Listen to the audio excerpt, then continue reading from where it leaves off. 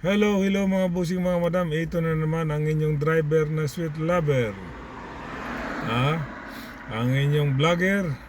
Shout out sa buong mundo at shout out dyan sa Luzon, Visayas, Mindanao.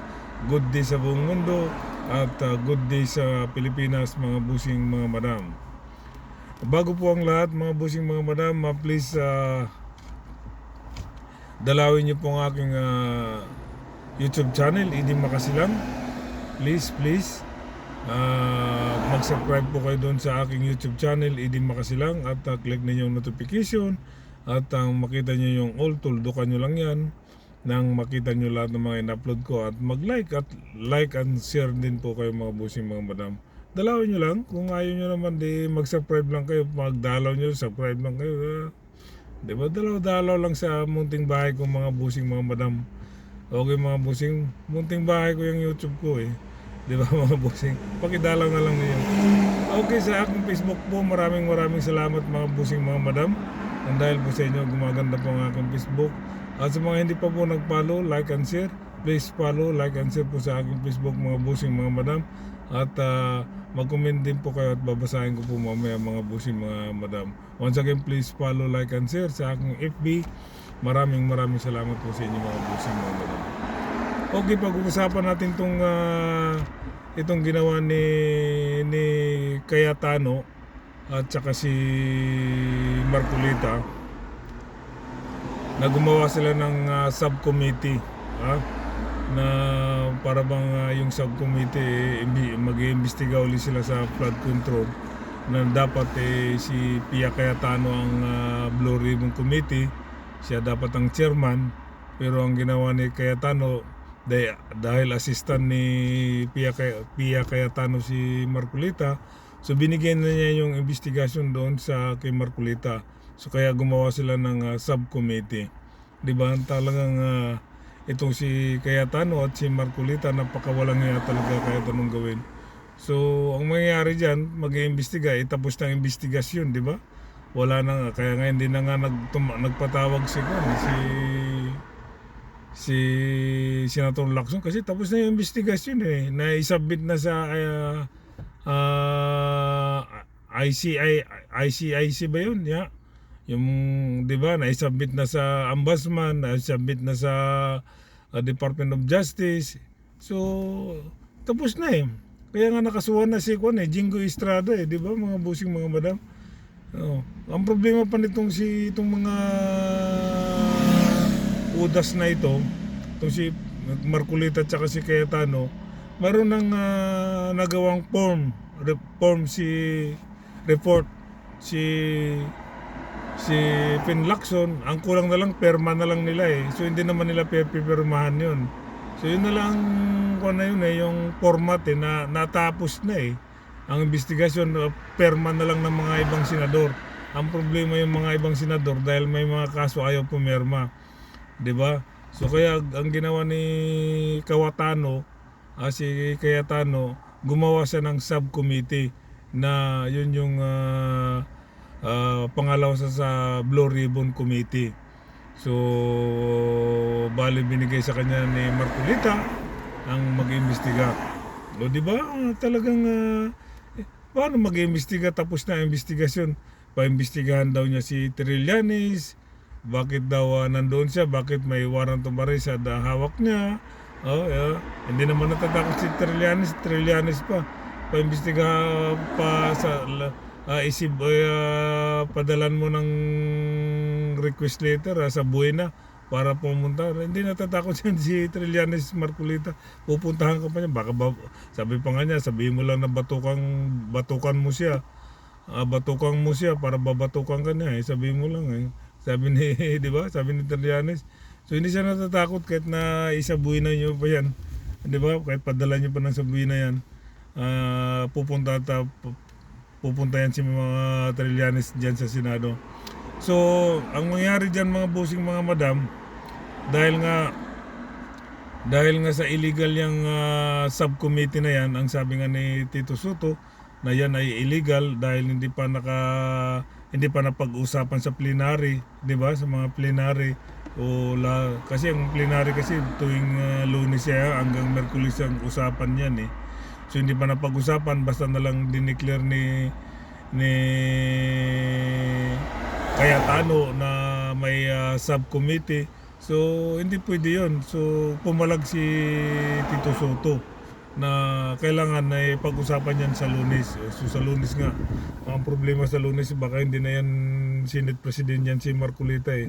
Kasi yung balita ko, ayon sa aking kaibigan dyan sa Pilipinas, ayon sa aking kaibigan ko sa Pilipinas, na ang sabi eh maaring sa Lunes may may pagbabago dyan sa Senado. O di ba? So sana nga dahil yung sinabi ni Soto na pag-usapan natin sa Lunes, hindi natin alam kung anong mangyari sa Lunes. O yun ang sinabi ni Soto eh. Parang kinabahan doon si Cayetano sa sinabi niyang ganun eh. O di ba? So pwedeng maaring may mabago.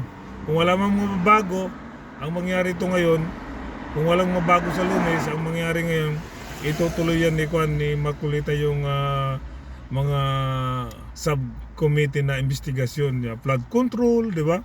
So mangyayari dyan, tuwang-tuwa yan si Vizcaya.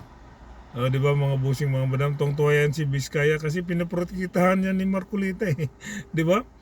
So hanggang ngayon si Vizcaya ay nandyan pa rin sa Senado,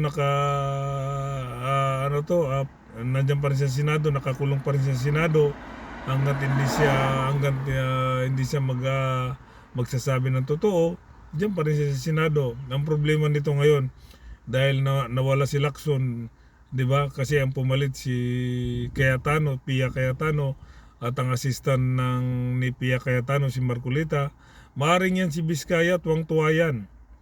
100% yan mga busing mga madam, tuwang-tuwa yan si Vizcaya dahil bumalik uli si Marcolita sa investigasyon. Sabagay si Marcolita naman talaga nag-iimbestiga diyan sa Blue Ribbon eh. Nung una, 'di ba? Siya talaga nag-iimbestiga diyan eh.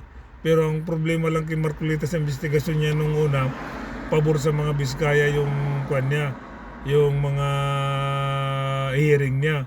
Kung pwede pa nga lang, eh, 'di ba? Nilagay pa niya sa star witness si Vizcaya.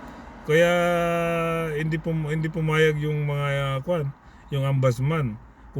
Kung pumayag man yung ombudsman, yung DOJ, ibalik niya yung mga ninakaw ni Vizcaya.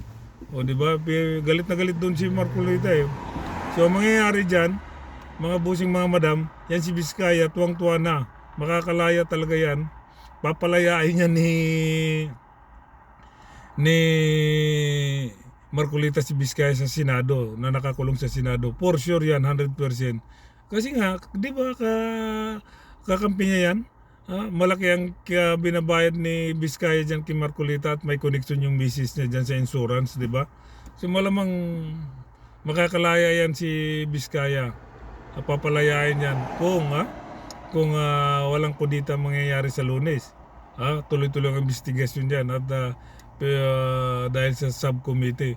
Pero ang ko dyan mga busing mga madam, yung subcommittee na yan pag-usapan yan sa plenary, malamang hindi papayag yung mga minority dyan. Kasi illegal yan eh. Yung illegal yan mga busing mga madam eh. Hindi pa nga napag-usapan sa plenary declare kaagad ni Cayetano at si Marcolita na may investigasyon sa flood control at bumuo ng subcommittee. Tuwang-tuwa naman si Marcolita, nakaready na yung mga tao padala niya ng mga imbitasyon sa Senado. Di ba? Kasama na daw si Trillanes, imbestigahan niya yung bakit nandun si Trillanes sa Senado at may warrant of arrest, dala daw. Ang sabi naman ni Trillanes, hindi ako natatakot sa kanya, pupunta ako dun at kung ano man ang sabihin niya, kung sabihin niya batukan ko siya, babatukan ko siya. Di ba mga busing? Akala siguro ni Marcolita takot. Ito si Marcolita talagang wala na. Ito yung itsura niya, buldog eh. Pag nakakunot, ang lalim ng dalawang guhit niya dito sa noo, di ba? Buldog na buldog talaga dito sa noo niyo, dalawa talaga di ba mga busing mga madam? Oh. So magpista na naman to sila Biskaya. Si Biskaya magpipista na naman yan. Siyempre makalaya yan, for sure yan. Dahil si Marcolita ang kun hawak ng investigasyon uli O di ba mga boss mga madam? Kaya wala na talaga to sa ulog tong si Cayetano. Gumagawa ng sariling rules niya dyan sa Senado sila ni Marcolita. So dapat talaga palitan na yan. Ang sabi nga ni Erwin Tulfo, kailangan na mapalitan yan si Cayetano para bumalik uli ang respeto ng mga tao sa Senado. Di ba mga boss mga madam? So yan si Marcolita, yung investigasyon niya sa Blue Ribbon Committee, sa subcommittee. So illegal yan mga bossing mga madam. Mismong si Tito Soto pa ang nagsabing illegal. Kaya nga nag-react si Tito Soto na illegal Kaya nga sabi niya sa Lunes na pag-usapan, hindi natin alam kung anong mangyayari sa Lunes, 'di ba? Doon na takot si Cayetano. Walang magawa si Cayetano dahil veterano yan si Tito Soto So wala siyang magawa kundi sa Lunes ang pag-usapan yung subcommittee kung ma-approve o hindi. O 'di ba mga bossing? Pag na-approve yan, kawawa tuwang-tuwa si Biskaya, makakalaya diyan. Nasa nakakulong sa Senado, 'di ba mga bossing mga madam? So ganyan talaga ang bossing. Yung mga hanggat maaari bossing, mga madam, hanggat maaari mailigtas nila yung mga kriminal diyan na mga may kaso katulad si Bato, si Bongo, si Jinggoy, si Escudero, si Robin Padilla, basta mga 8 senador na major senador na majority senador at majority na may kaso na 8 senador din. Ligtas diyan kay Cayetano. Di ba? For sure ligtas lagi yan mga bossing mga madam.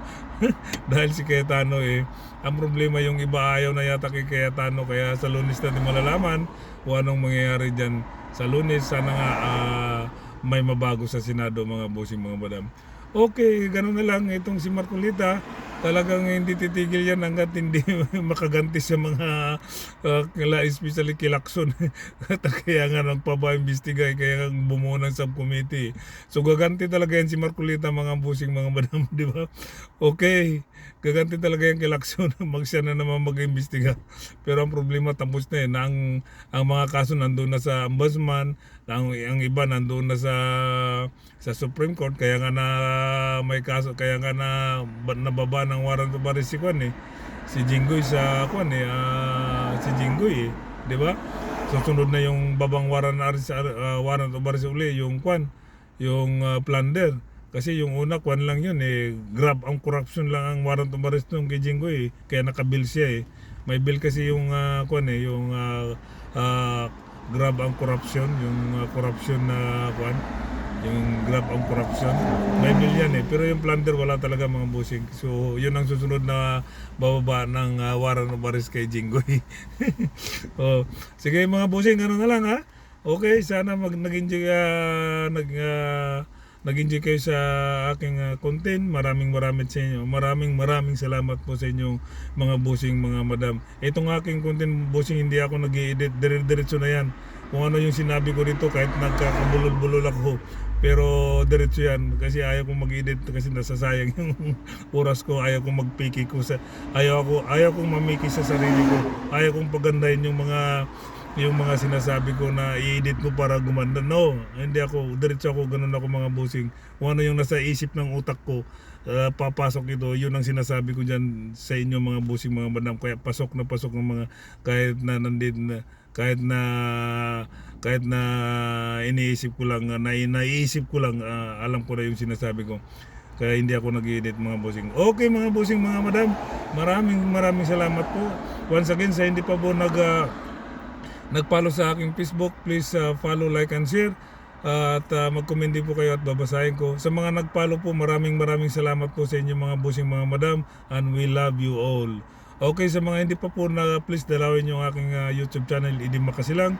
Nandun po lahat na in-upload ko po, at mag-subscribe po kayo at click ang notification at makita nyo yung all, tuldukan nyo lang po yan mga bossing mga madam. Once again, maraming salamat po sa inyong lahat. Bye bye. Ang kapayapaan ay sumasa inyo. Babu. Peace.